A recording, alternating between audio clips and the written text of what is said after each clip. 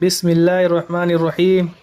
رسول اللہ صلی اللہ علیہ وسلم نے اس وقت جب کوئی آپ کے گرد صحابہ کی ایک جماعت بیٹھی ہوئی تھی فرمایا کہ مجھ سے بیعت کرو اس بات پر کہ اللہ کے ساتھ کسی کو شریک نہ کرو گے، چوری نہ کرو گے، زنا نہ کرو گے،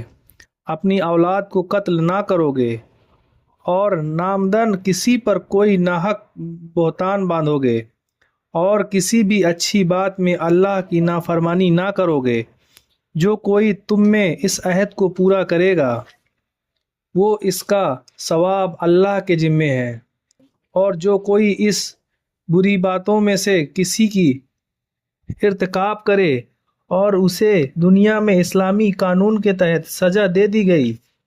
تو یہ سزا اس کے گناہوں کے لیے بدلہ ہو جائے گی، اور جو کوئی ان میں سے کسی بات میں مبتلا ہو گیا اور اللہ نے اس کے گناہ کی چھپا لیا تو پھر اس کا معاملہ اللہ کے حوالے ہے،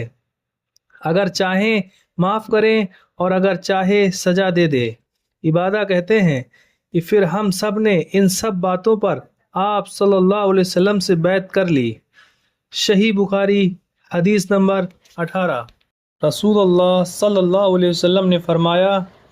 وہ وقت قریب ہے جب مسلمان کا سب سے عمدہ مال اس کی بکریاں ہوں گی، جن کے پیچھے وہ پہاڑوں کی چوٹیوں اور برساتی وادیوں میں اپنے دین کو بچانے کے لیے بھاگ جائے گا۔ صحیح بخاری حدیث نمبر 19۔